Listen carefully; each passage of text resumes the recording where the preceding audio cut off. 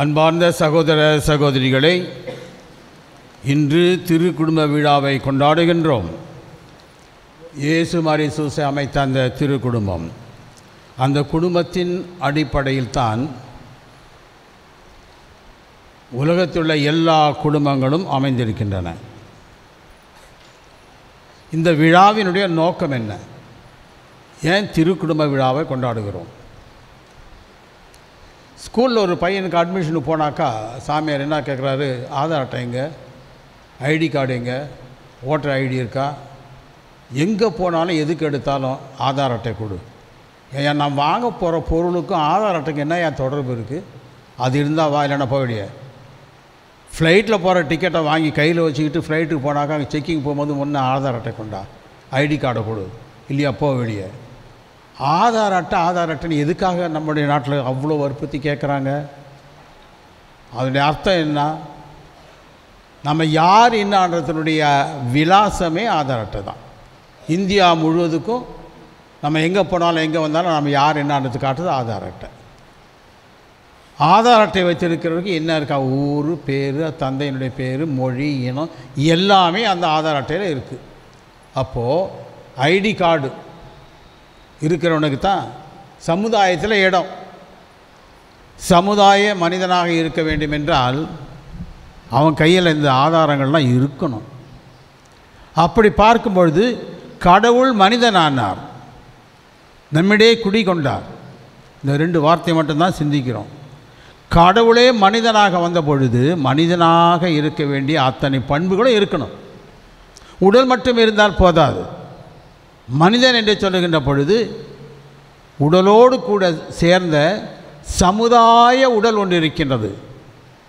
சமுதாய ரீதியான அமைப்பு. ஒருத்தனை பார்த்தா முதல் கேள்வி, உன் பேர் என்னய்யா, என்ன ஊர், என்ன மொழி பேசுகிற, எங்கேருந்து வர? சாதாரணமாக நம்ம எல்லாம் கேட்குற இந்த கேள்வி தான்.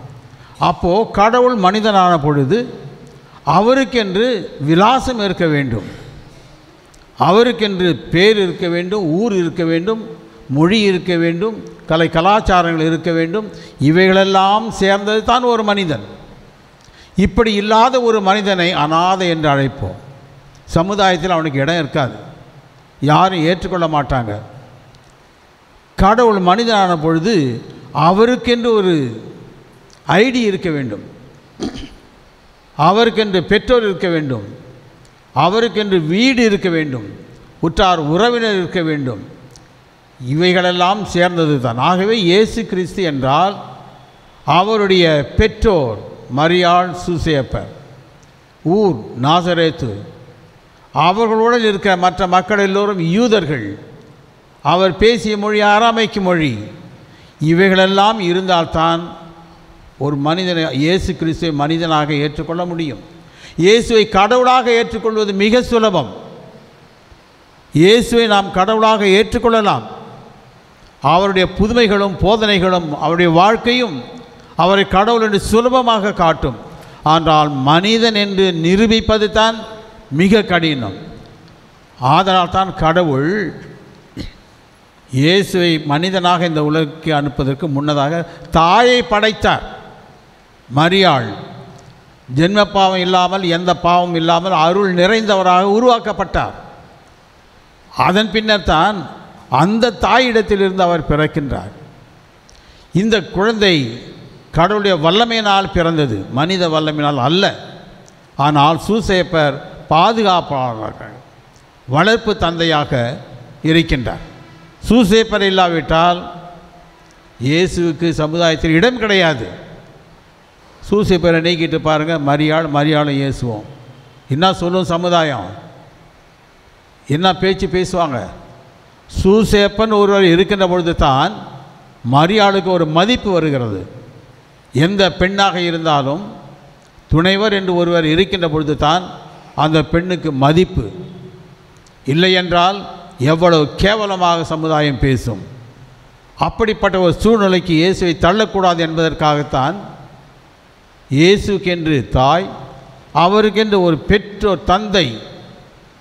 இவர்கள் தாய் தந்தை என்று இருக்கின்ற பொழுது அது குடும்பம். அதுதான் உண்மையான குடும்பம்.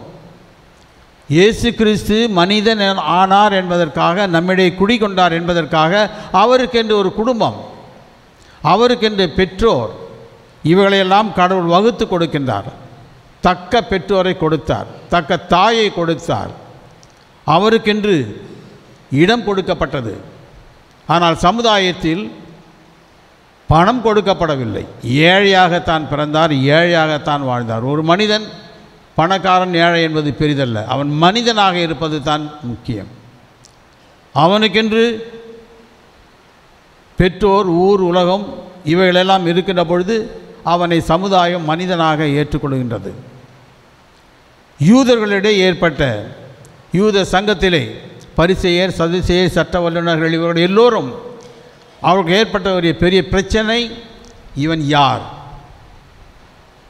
தச்சன் மகன், பள்ளிக்கூடம் போகாதவன், படிக்காதவன், பட்டம் பெறாதவன், இவ்வளோ பேசுகிறான், இவ்வளோ செய்கிறான், ஒவ்வொரு செயலும் புரிந்து கொள்ள முடியாத சாதனை. மரித்தவருக்கு உயிர் கொடுப்பது, காது கேளாதவருக்கு சேர்க்கின்ற சக்தி, வாய் பேசாதவருக்கு பேசுகின்ற சக்தி, மரித்தவருக்கே உயிர் கொடுக்கின்ற வல்லமை, இவைகளையெல்லாம் பார்க்கின்ற பொழுது ஆச்சரியப்பட்டார்கள்.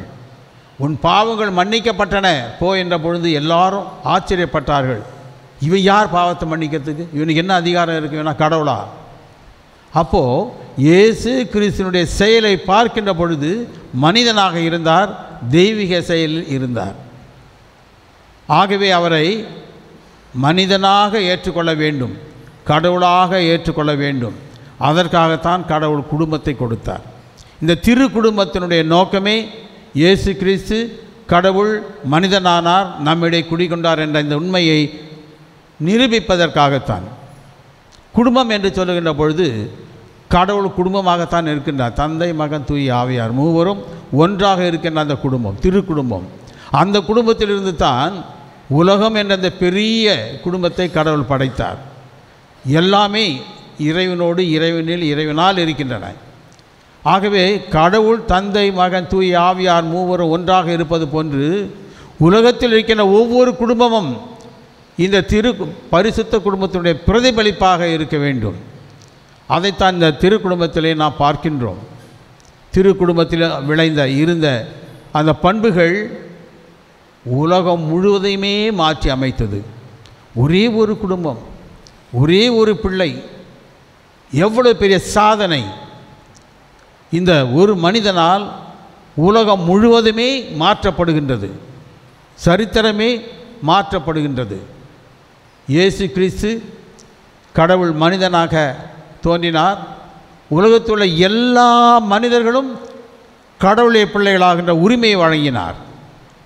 கடவுளாகவே வாழக்கூடிய உரிமையை வழங்குகின்றார். இந்த குடும்பத்தின் எதிரொலியாக, பிரதிபலிப்பாக இருப்பது தான் திருச்சபை. ஒவ்வொரு திருச்சபையும் ஒரு குடும்பம், ஒவ்வொரு பங்கும் ஒரு குடும்பம், ஒவ்வொரு மறை மாவட்டமும் ஒரு குடும்பம். நாம் எல்லோருமே ஒரே குடும்பமாக இருக்கின்றோம். இவைகளெல்லாம் அந்த திரு குடும்பத்தின் அடிப்படையில் தான் அமைந்திருக்கின்றது. திரு குடும்பத்தினுடைய பண்புகளை பார்க்கின்ற பொழுது அன்பின் அடிப்படையில் தான் அமைந்திருந்தது. அன்பும் அறனும் உடைத்தாயின் இல்வாழ்க்கை பண்பும் பயனும் அதே.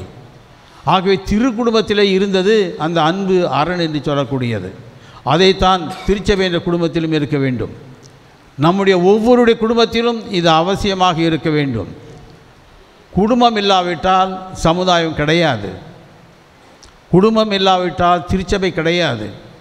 ஆகவே உலகம் முழுவதற்கும் சமுதாயத்திற்கும் அடிப்படையாக இருப்பது குடும்பம்.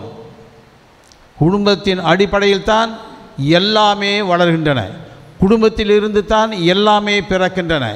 கலை, கலாச்சாரங்கள், வாழ்வு எல்லாமே எதை எடுத்தாலும் குடும்பத்திலிருந்து தான் தோன்றுகின்றன.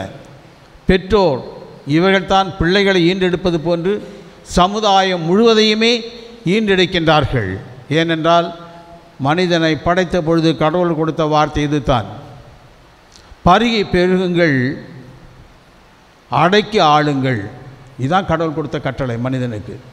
பருகி பெருகுங்கள், அடக்கி ஆளுங்கள், உலகம் முழுவதையும் நிரப்புங்கள், உலகம் முழுவதையும் பயன்படுத்தி கொள்ளுங்கள், ஆனால் அடக்கி ஆளுங்கள். ஒருபொழுதும் இயற்கைக்கு அடங்கி இருக்கக்கூடாது. இயற்கையை அடக்கி ஆள வேண்டும். மனித வல்லமை, சக்தி, இறைகளை உலகத்தில் இருக்கின்ற எந்த வல்லமையாக இருந்தாலும் அவைகளை அடக்கி ஆளுவது கடவுள் நமக்கு கொடுத்த கடமை.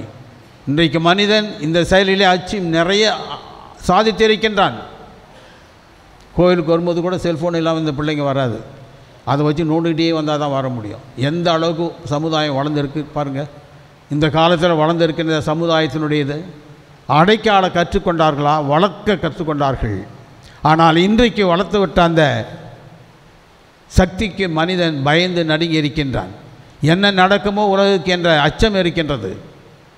கடவுள் கொடுத்த கட்டளை அடக்கி ஆளுங்கள், பயன்படுத்தி கொள்ளுங்கள், ஒருபொழுதும் அடங்கி போகாதீர்கள். ஆகவே அன்பார்ந்தவர்களே, குடும்பம் என்பதனுடைய நோக்கமே சமுதாயத்தை உருவாக்க வேண்டும். குடும்பத்திலிருந்து தான் சமுதாயம் பிறக்கின்றது, குடும்பத்திலிருந்து தான் நாடே பிறக்கின்றது, உலகமே பிறக்கின்றது. அப்படி என்றால் அந்த குடும்பம் எப்படி தரமாக இருக்க வேண்டும்? குடும்பத்திலிருந்து தான் திருச்சபை ஏற்படுகின்றது, குடும்பத்திலிருந்து தான் பங்கே இருக்கின்றது, பங்கினுடைய அடித்தளமே குடும்பம்தான். ஆகவே இந்த குடும்பங்கள் எப்படி இருக்க வேண்டும்? இதற்கு எடுத்துக்காட்டாகத்தான் ஆபிரகாமை இன்றைய வாசகத்திலே வாசிக்கின்றோம். தந்தை என்ற முறையில் எப்படி இருந்தார், சாராள் தாய் என்ற முறையில் எப்படி இருந்தாள், அவர்கள் இன்று எடுத்த அந்த பிள்ளை ஈசாக்கு எப்படி இருந்தது, எப்படி அந்த குடும்பத்திலிருந்து உலகம் முழுவதையும் கடவுள் உருவாக்குகின்றார். விண் இருக்கின்ற நட்சத்திரங்களைப் போன்றும் கடல் மணலைப் போன்றும் பிள்ளைகளை ஆபிரகாமுக்கு கொடுப்பேன் என்று சொன்னார். அதை நிறைவேற்றினார். ஆகவே குடும்பம் என்பது சக்தி வாய்ந்த ஒரு யூனிட்.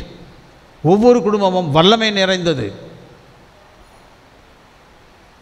ஒரு பெரிய ஆட்டம் பாம் கண்டுபிடிச்சாங்க.